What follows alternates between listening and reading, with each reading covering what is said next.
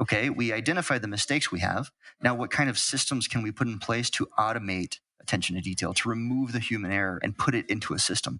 It could be something as complicated as new machinery or the way machinery works, retooling. It could be as simple as let's increase the font size on the instructions or the checklist. It could be that you just need a process in place, period. Sometimes people rely on knowledge. They say, well, we have good people in place and they can check the system or they can review the papers or documents or whatever, and they will knock out that error. But if you can apply a template or a checklist or some system, maybe software is needed, you can reduce that to a greater degree and save everyone a lot of time and headache. Welcome to the HR L&D Podcast with your host, Nick Day, CEO and founder of JGA Recruitment, specialist HR recruiters. Tuning into the HR L&D Podcast will help you to discover strategic growth concepts, leadership development strategies, and the values and behaviours that drive organisational change and success. Together, let's empower our workforces, diversify our thinking, and achieve significant HR success. Hello and welcome back to the HR L&D Podcast. My name is Nick Day, CEO of JGA Recruitment, a specialist HR recruitment firm, and I am also the host of this great podcast, which is where you find me right now. You can, of course, find the HR L&D Podcast on iTunes, on Spotify, and of course on our very own website, jgarecruitment.com, as well as across all other major global podcast channels. And please, if you haven't done so already, please do share it with your HR friends, your HR colleagues. Hit that subscribe option so you never miss a future episode. And if you're feeling super generous and you love the show, please leave us a review. It'd be hugely appreciated. So, where are we today? Well, today I am joined by Chris Denny, who is founder of AttentionToDetail.com. There he delivers training and workshops to help employees and teams improve by reducing mistakes, improving task accuracy, and improving overall productivity. He's also a researcher, a trainer, an author, and a consultant, and he joins me today from across the pond in Littleton, Colorado. I think it's early morning over there, well, it's the afternoon here. And when Chris is not running his business or spending time with his family, he's researching attention to detail or working with individuals and organizations to become more detail-orientated. Now, working with private companies, government organisations, and even providing one-to-one coaching for high-value employees, Chris has developed a system which I want to explore in great detail today. He created it over 6 years ago following 6 years of research, hundreds of surveys, and dozens of discussions, all centred around improving performance with an attention to detail. Something I could definitely take something away from for sure. It's a great system. Can't wait to talk about it in more detail.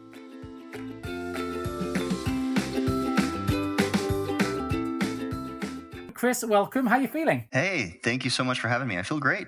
Yeah, it's a nice morning here. Let's start at the beginning. How did you arrive at specialising and improving such a specific area in relation to attention to detail? Sure. It was kind of by accident. Honestly, I have been a business owner since about 2008, and somewhere in the 2010-11 timeframe, I had an employee who was technically wonderful. I mean, just fantastic, but he couldn't produce client-ready work.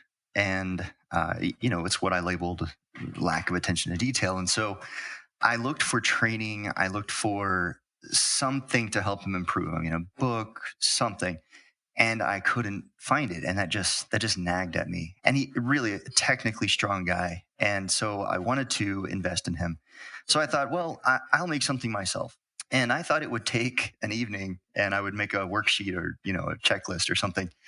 And it just didn't work that way. Given the topic, you really want to get it right, or at least I did. And I kind of went down the rabbit hole, so to speak, to the point that, after several months, my wife she was really asking me, what is this thing you're doing in the evenings?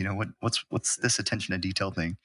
I just started researching it, and I was kind of posting some things online, and a year or so into it, I actually got some calls, and companies would say, hey, will you come teach this? And I rejected it because I was just doing my own thing. I was just researching and studying. It was kind of a hobby.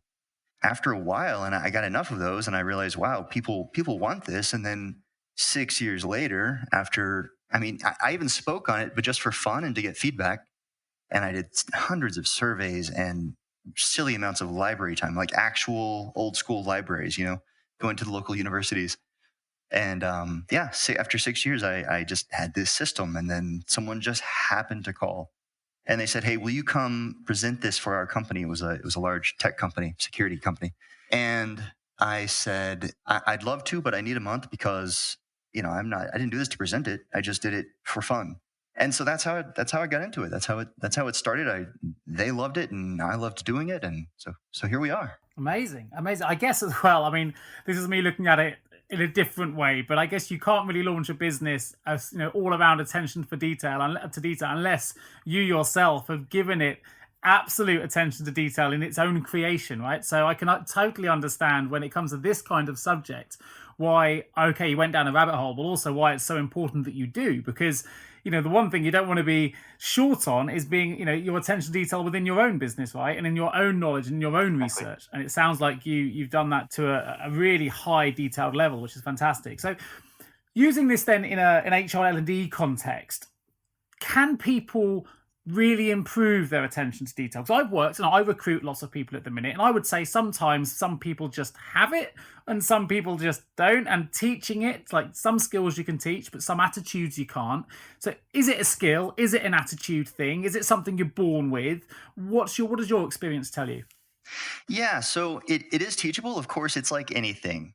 Some people are going to be naturally better at it than others for whatever reasons. It's sort of a nature versus nurture thing, right? It's some part of it is how people were raised, what job they ended up having, what sort of task, what their parents made them do when they were young. But I think of it the way people used to think of leadership. It's a very, are you born with it or can you develop it sort of thing? And now we know that it's like what I just said. Some people seem to have it naturally. Other people can develop it, and it may take 6 months for some people and a lifetime for others, but it can be developed and you can improve it across the board in everyone. I truly believe that, but it's just like the leadership thing.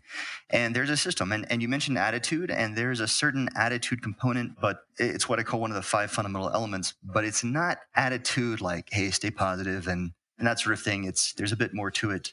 So where would you start then? I mean, I know we're going to go into the system itself in more detail, but for the layman, for someone like myself who, and also sometimes it's difficult to recognize because individually we probably think we have it. And sometimes this is the kind of skill where others will point out that you don't. Well, I'll forget my keys all the time, but I don't consider myself forgetful. My wife would certainly say that I'm the most forgetful person she knows. So we often have a different version of ourselves to how other people see us. And this is a skill element, I guess, or a training element that I haven't really come across before discovering your book and discovering your system. So it was quite new to me that this was even being trained as a skill. And maybe you're the first, but where does someone start with this? Where do you start to identify where there's an attention to detail skill gap, for example? Does it come from a manager? Does it come internally? What's been your experience? Yeah, I would say most of my individual clients come to me because the issue has been identified by a manager or some superior. And typically the root of it is that we need to start with the understanding that there are 3 types of attention to detail. And a lot of times the concept is used in such a general and broad way. And that's where the frustration comes from, because people will just say, be more detail oriented, pay more attention to detail, but people have different perceptions of it and it is applied in different ways. So there are 3 types. There is additive, analytical, and contrastive. And I kind of went top to bottom there. But some people are naturally contrastive, detail-oriented. So this is what we usually think of with engineers and maybe accountants. That's sort of the stereotypical people. They really need to get every little piece right, because by getting the little piece right, that's how you get the bottom line correct. But there are people who are going to be typically more creative, and they're better at additive attention to detail. And that's where you're creating something new, you're being innovative. That might be a project coordinator or an event planner, someone who's creating something new. And each of those people are detail-oriented in their own way, but they'll kind of have conflict if they're working on the same project. And one will think the other is not detail-oriented because they just one doesn't see maybe the big picture in a certain way, or the different parts fall into place. The other one doesn't care that there's an inaccurate number. It's just okay as long as that gets done. It doesn't matter if it's 7 or 17. It doesn't really matter. And so that's where a lot of this comes from. And so we start with that basis, that foundation, and we work from there. We make sure that that's understood, and we can label it and then go from there. How much does attention to detail relate to motivation? So we talked about attitude briefly, we've talked about skills in more detail already, but from my perspective, I always find that I will give something more attention to detail if it's something that I'm passionate about, something that I'm desperately have an emotional attachment to, that I want to succeed. Whereas if it's a task that I don't fully believe in, I know I have to do it because I've been ordered to do it by a boss or whatever it might be. But I think there's more risk of me making an error if I'm not emotionally attached to it. Does that fall under one of those three categories? Is that where the skill can sort of bridge the gap with attitude? What does your experience tell you? Yeah, so the way you're asking it is really a fantastic way to be asking it. So there are 5 fundamental elements. There's focus, interest, which is what you just asked about, the motivation component. But it's more of an intrinsic interest. So focus, interest, knowledge, systems, and attitude. And the funny thing is they all go together. They're all interconnected. So when we talk about interest, like you just said, there are some things you are just naturally more interested in doing, or there is interest because of some obligation or because of some type of criticality. So, for example, an engineer, let's say an aerospace engineer, they need to get the numbers right because it's going to go to another level of review. And if the numbers aren't correct, then it's going to come back to them. And of course, the entire system of review is set up in aerospace because people can die if things aren't done properly, right? Or with building a bridge.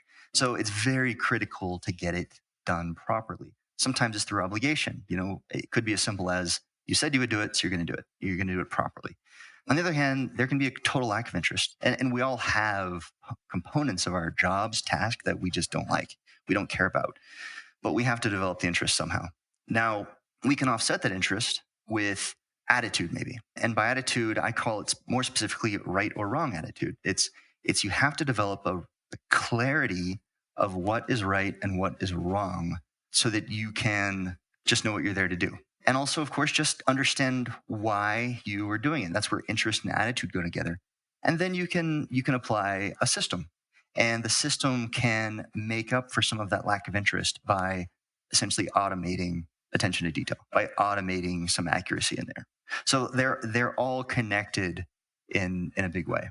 Sure, that makes sense. It's giving me a good visual picture of how that works, depending on the kind of task I might be considering. But so for our listeners then, Chris, can you share something from the system that you've developed or from the processes you use that they can sort of take away, they can sort of understand?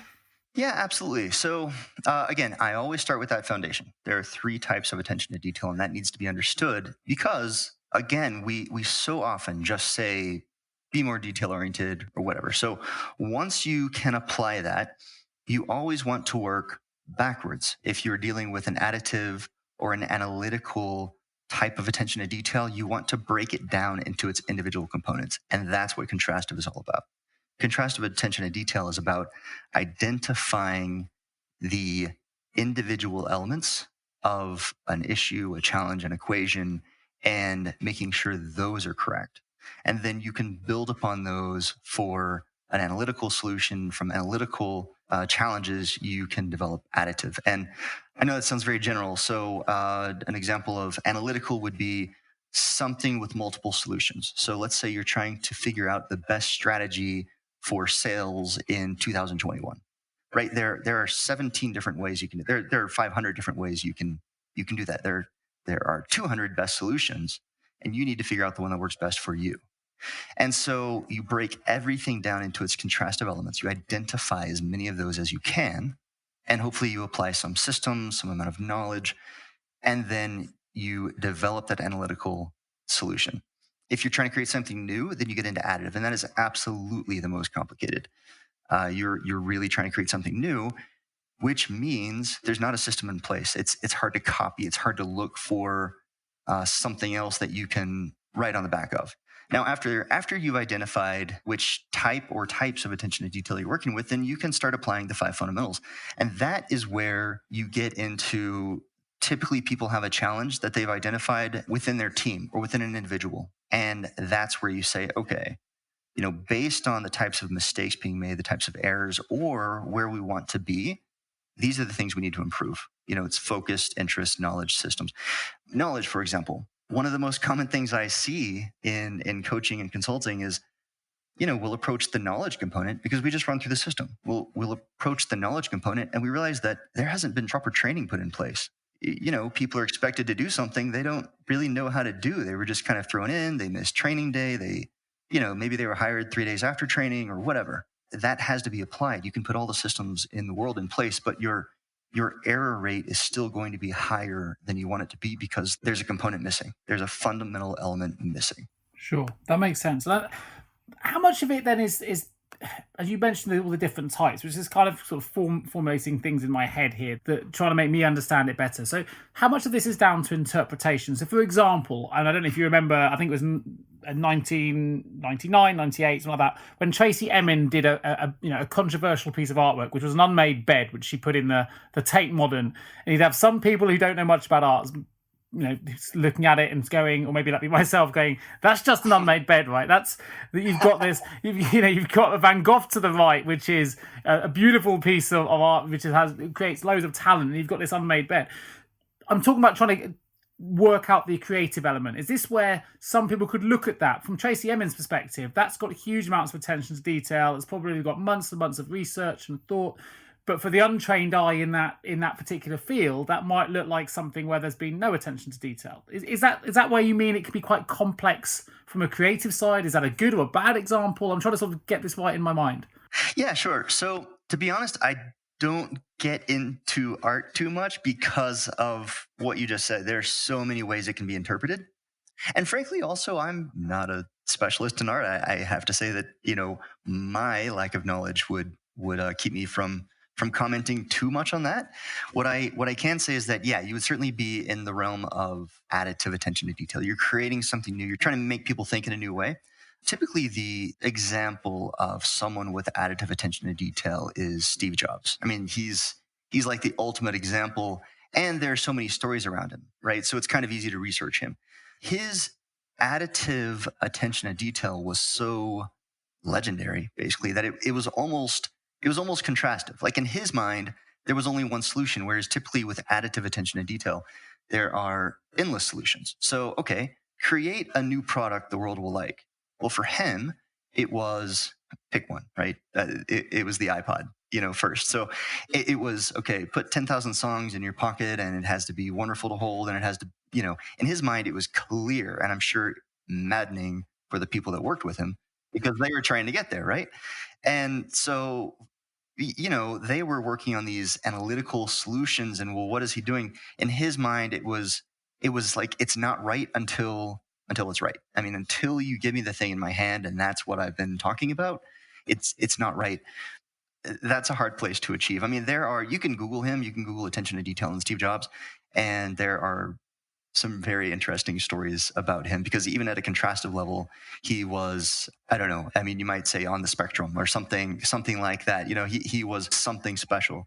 But that creativity is absolutely the most complicated part. I mean, I rarely get clients or even phone calls about it because, frankly, most people aren't delving into that, and it is a very different thing. So it gets into innovation. You've made that clear, and obviously we can all reference Steve Jobs, which is a great example, I think. And that iPod story, if you're not familiar with it, definitely Google that if nothing else, because it's an incredible story and very, he had a dream and he made that happen. And as you say, it must be maddening for those around him.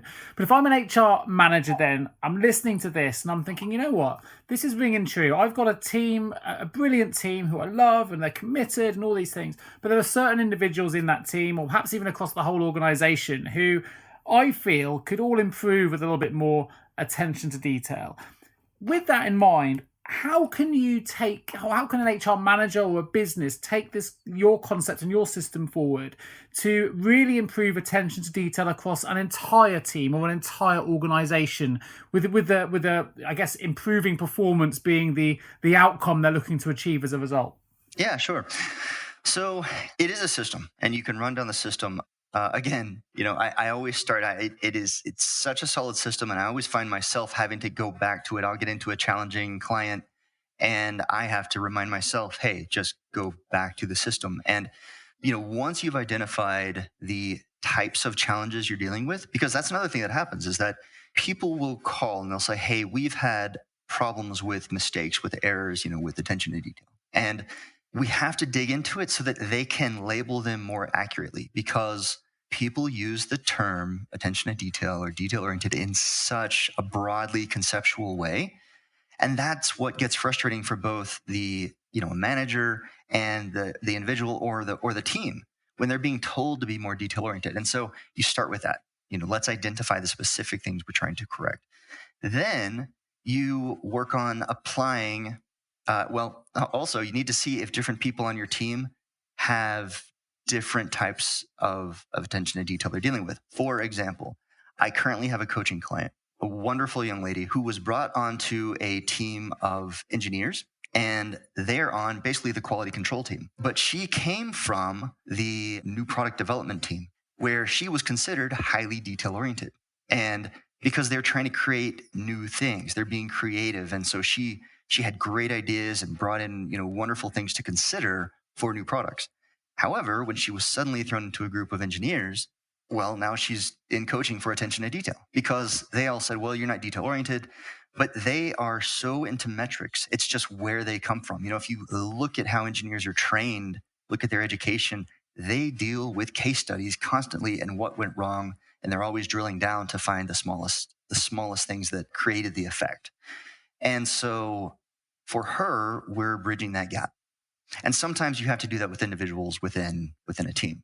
So, but going from there, once you kind of know what, where everyone is, it's not always that complicated, but then, you work through the fundamentals. You address things like focus. You can get into things like office layout. You can get into, well, what kind of processes and procedures do we have in place?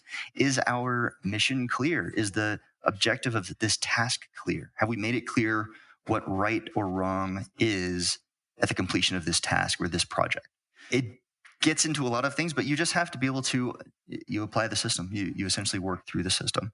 So can you tell us a little bit more about what the system stages are? I know you've mentioned the 5 fundamentals a couple of times, but if we're assuming it's, as you say, it's quite and I know you've got a book which we'll talk about a little bit later as well, which talks about it being quite a straightforward system. So what does that system entail? So let's look at a team level. So, don't worry about individuals so much. We're trying to get everyone to do it. With those fundamentals, you make sure everyone understands the fundamentals. And as individuals, they all go through certain exercises. For example, they will identify the types of mistakes they make and the effects they see. And that, of course, identifies it for themselves. It identifies it within the team.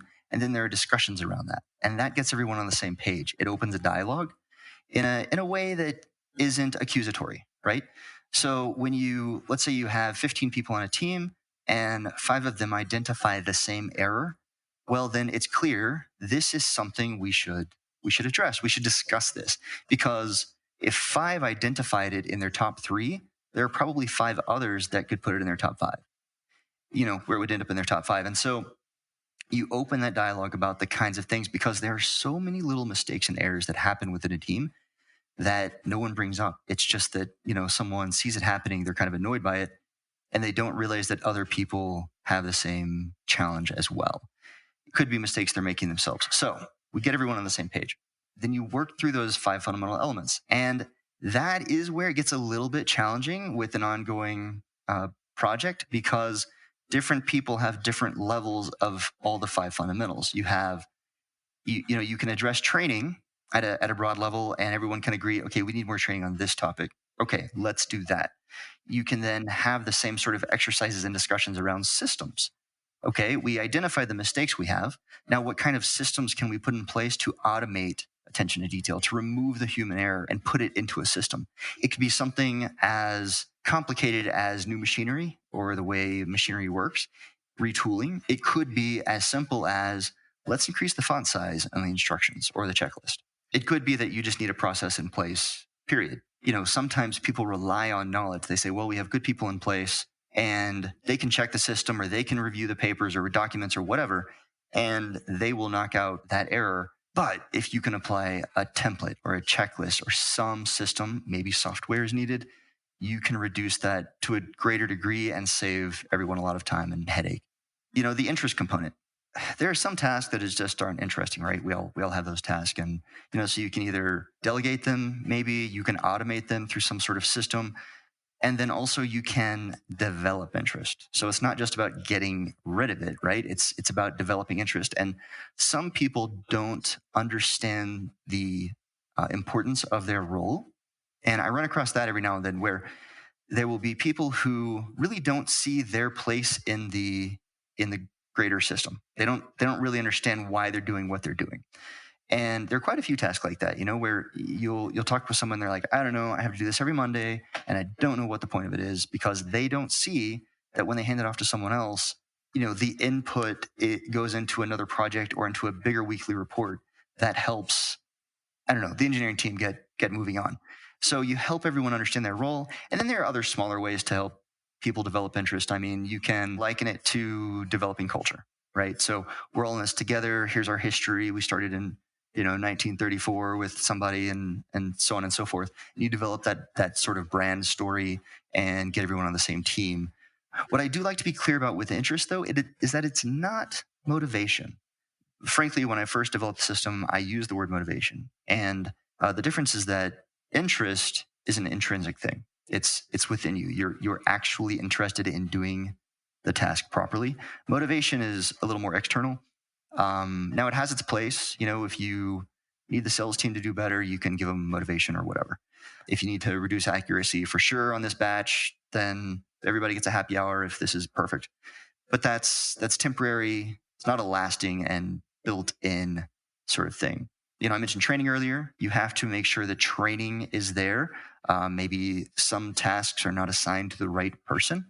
And then, of course, the systems. Systems is typically where you will get the biggest impact the fastest. Not always, but typically applying a system of some kind or improving a system or making sure people know that a system exists, because that happens sometimes. You'll get somebody who's been working there for 6 months and they don't realize that there's a software system in place that can do what they've been struggling with.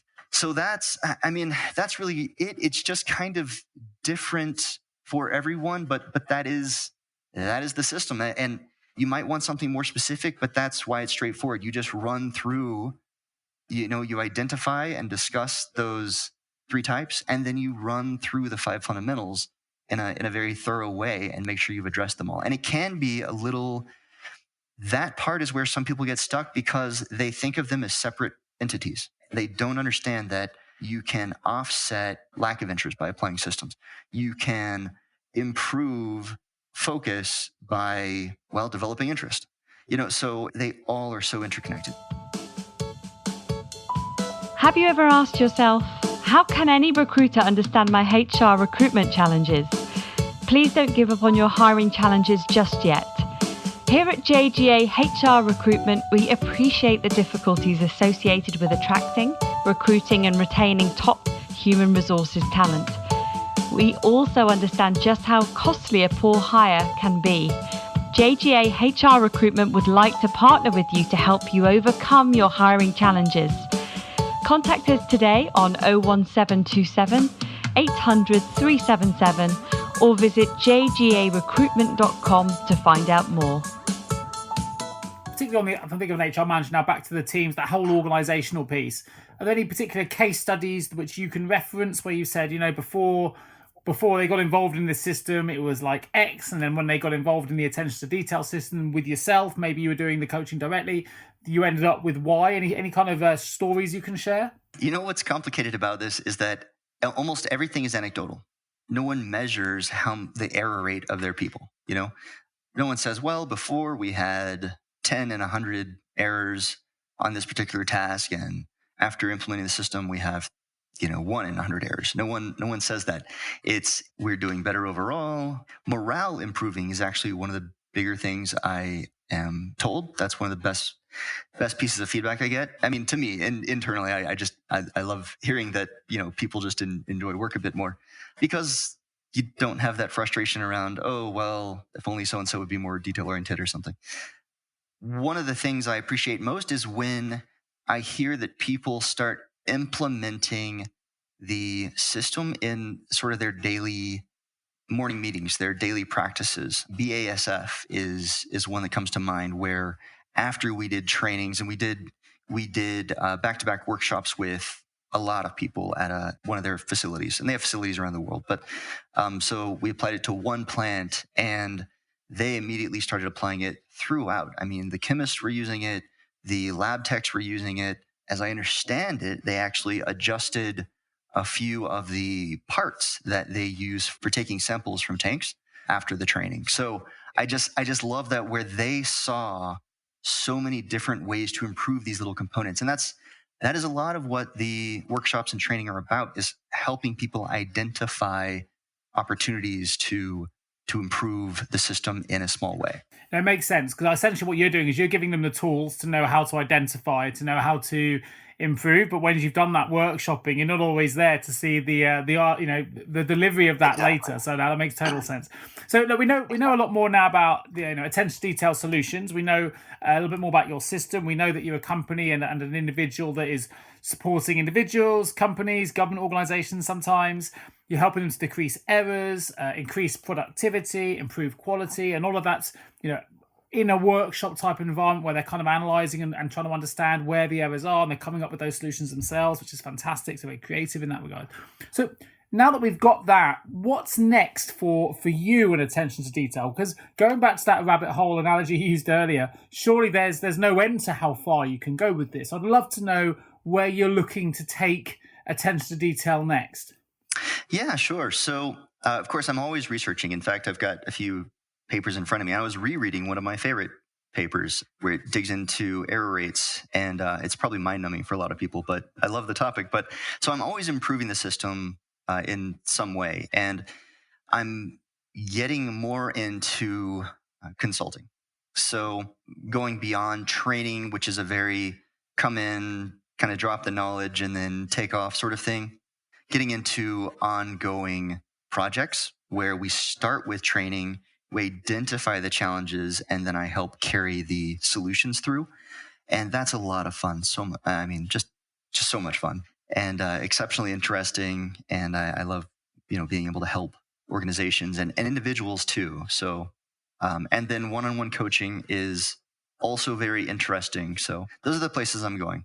Fantastic. Well, of course, if anyone is interested in finding out more about the coaching, of course, you can go to attentiondetail.com, and you can obviously speak to Chris and contact Chris directly regarding the one-to-one services and workshops that you offer. You have, of course, also written a book, which you can get on Amazon, which is called Improve Attention to Detail, a straightforward system to develop attention to detail in yourself, employees, and across an organisation, which, as I say, people can access right now on Amazon. What I'd like to know, while I've got you on the podcast, Chris, if I may, is whether you can tell us, what does that book provide someone who's going to go to Amazon and purchase the book that perhaps you're not able to give us, in an audio-based capacity? What can we take away with the book that you haven't been able to give us today? The book essentially lists out the system for you. So unless you're taking notes, which I doubt you are, then the book would provide that structure.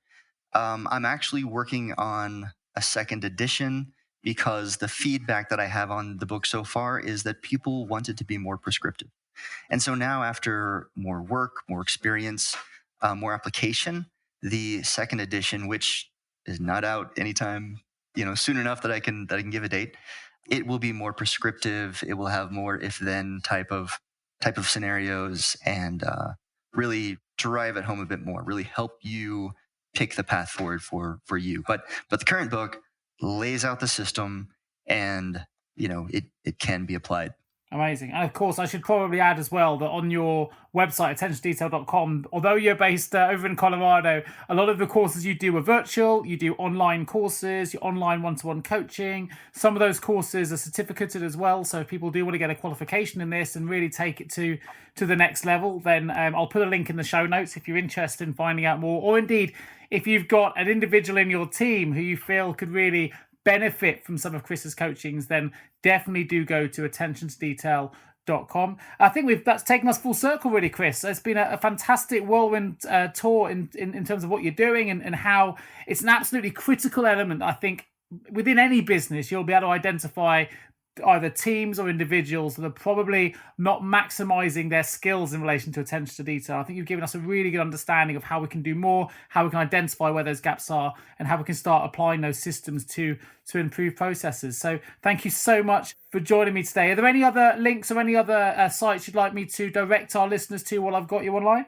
No, I think that's it. I keep everything at attentiondetail.com. And, I love hearing from people. So I invite everyone to reach out to me if they're having some sort of challenge and want some ideas. I love hearing from people. I love hearing examples and kind of working through solutions. So I invite anyone.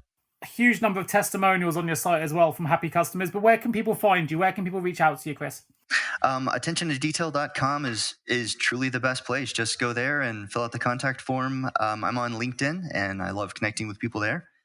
So just look for me there. Chris Denny, search me by that. And I think it'll be pretty clear that that's me. Fantastic. Well, listen, I'll put that LinkedIn connection right into the show notes as well. So if you want to find out and reach out to Chris directly, you can do so. Pop into the episode notes, click on the links, and it'll take you straight through. And while you're there, why not leave us a review at the same time? But listen, thank you ever so much for joining us today on the HR L&D podcast. Of course, if you are an HR or L&D leader listening to this right now and you have an HR-related vacancy that you would love some specialist human resources recruitment support with, please do get in touch with me. I would love to help you. I'd love to show what a great HR recruitment experience can feel like. And you can catch me at nick@jgarecruitment.com, our website, jgarecruitment.com, or give me a call directly, 01727 800 377. Just leaves me to say a huge thank you to Chris Denny from attentiondetail.com for joining me today.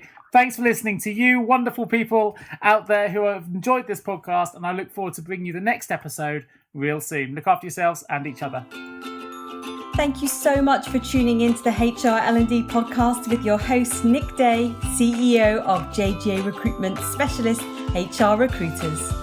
If you need any help with a current HR or L&D vacancy, then please get in touch with Nick and his team. All contact details can be found in the episode notes.